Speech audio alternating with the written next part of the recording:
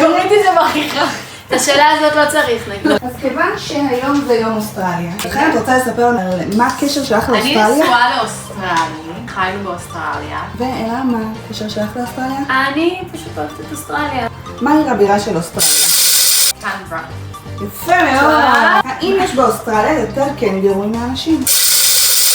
כן, יש 25 מיליון איש ויש יותר קנגורים. האם באוסטרליה יש שלג בחורף? לא!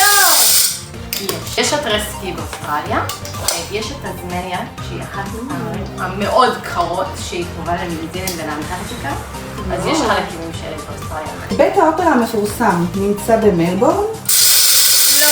לא, בסידני. איך באוסטרליה קוראים אחד לשני? מייט.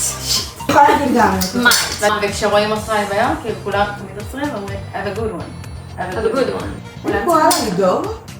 כן. לא. מה? חיית כיס, זה מחברות את המותג. שומעים את זה מריחה. את השאלה הזאת לא צריך. האם אוסטרליה היא גם מדינה וגם יבשת? כן! יפה! כמה מינים שונים של קואלה קיימים בעולם? באיזה חודש מתחיל הקיץ באוסטרליה? בספטמבר. יפה! Thank you. האם הקנגורו מופיע על המטבעות האוסטרליים? לא. כן. תשובה כן. איזו חיה ישנה עד 20 שעות ביום?